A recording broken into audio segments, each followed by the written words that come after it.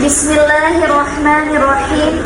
Wa yajibu dan wajib fi haqqihi ta'ala, pada haknya Allah Ta'ala, al-qiyamu bin nafsi, sifat al-qiyamu bin nafsi artinya maha berdiri sendiri. Wa ma'nahu, adapun maknanya itu sifat al-qiyamu bin nafsi. Wa ma'nahu, adapun maknanya itu sifat al-qiyamu bin nafsi, annahu, sesungguhnya Allah Ta'ala, maha tinggi Allah, la yaftaqiru, tidak membutuhkan Allah, ila mahalin, kepada tempat, wala ila mukhassisin, dan kepada yang menentukan.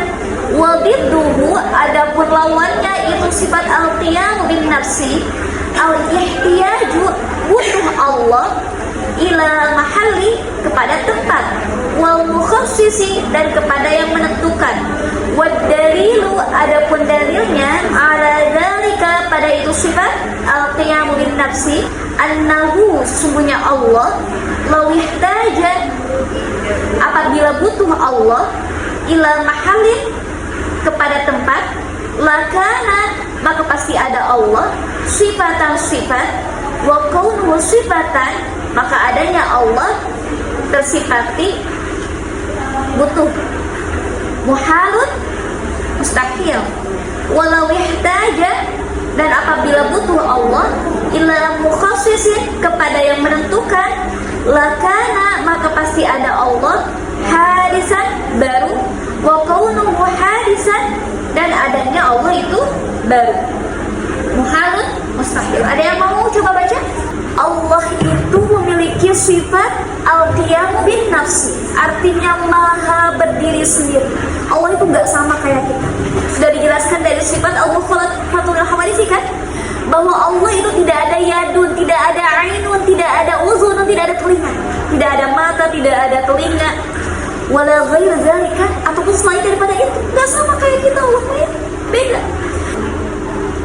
Kalau Allah itu memiliki sifat butuh, itu sama dengan kayak kita, hadisan, dan Allah itu mustahil memiliki sifat butuh.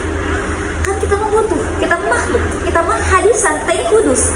Kita ini memiliki sifat kudus. Kita ini adalah baru, sehingga kita butuh tempat tinggal, kita butuh tempat untuk bersandar. Sedangkan Allah itu maha berdiri sendiri, Allah yang maha kuasa. Sehingga teteh-teteh kalau misalkan yang membutuhkan sesuatu, ya Allah, berada dalam kesempitan, aku berada dalam kesusahan, siapa yang dapat melapangkan? Allah yang bisa melapangkan. Kita merasa kesulitan, kita merasa kekecewaan, kita merasa bersedih hati, siapa yang dapat menghilangkan kesulitan kita? Siapa yang dapat menghilangkan kesedihan kita kecuali hanya Allah. Allah pemilik langit dan bumi ini, Allah yang memiliki jiwa kita, Allah yang memiliki nafas kita, semuanya adalah milik Allah. Allah maha berdiri sendiri. Tadi dalil daripada sifat al-qiyam bin nafsi, ada tadi sudah dijelaskan sama Ustaz Tina ya, bahwa ada dalil akli dan dalil nakli. Dalil akli itu adalah dalil akal. Tadi apa? Dalil akalnya? Wa dalilu ala dzalika, adapun dalilnya pada itu sifat al-qiyam bin nafsi, annahu sungguhnya Allah, la yahtaja, apabila butuh Allah, ila mahalin, kepada tempat, lakana sifatan, maka pasti ada untuk sifat, wa kunu sifatan, tersifati oleh sifat butuh tersebut. Muhalun, mustahil. Juga kalau misalkan Allah butuh kepada yang menentukan, walau ihtaja ila mukhassisin, lakana hadisan, maka pasti Allah itu baru sama kayak kita, dan itu mustahil. Allah itu tidak ada yang membarukan. Allah itu maha berdiri sendiri, tidak sama dengan kita makhluk. Dan dalil naklinya di dalam surat Al-Baqarah ayat 156.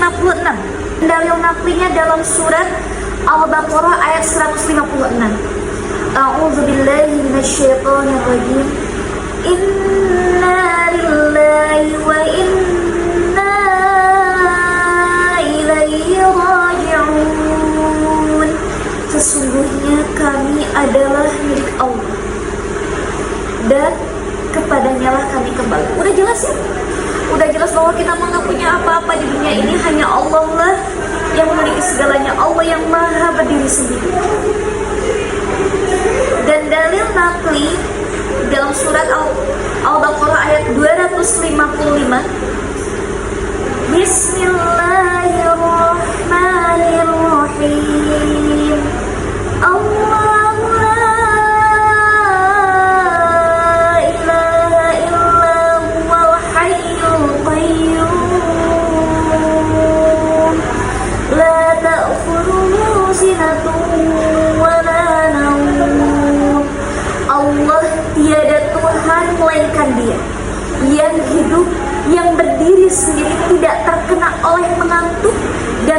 juga tidur. Kita mah ada tidurnya, ada ngantuknya.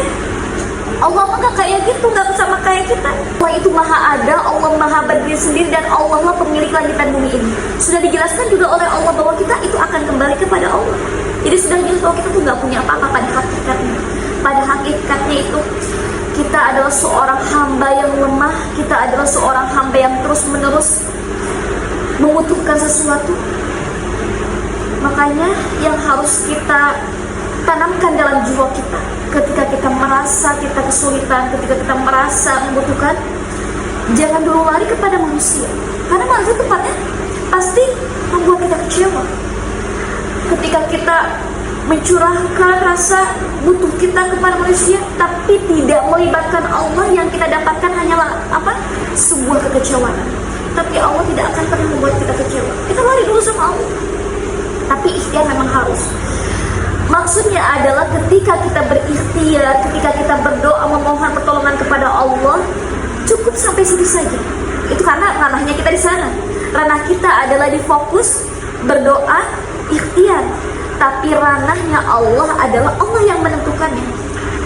Makanya kenapa kita sering repot, kenapa kita sering kecewa, kenapa kita sering depresi, stres segala macam, karena mungkin kitanya terus melibatkan hanya kepada makhluk aja, kepada manusia, yang terus-menerus membuat kita kecewa. Tapi cobalah kita ubah hal tersebut menjadi, oh iya, tugas aku adalah fokus, tugas aku adalah berikhtiar, tugas aku adalah berdoa kepada Allah, memohon pertolongan kepada Allah. Itu adalah ranah aku, ranah kita. Dan ranahnya Allah adalah hasil yang akan Allah menentukan. Allah yang akan menentukan.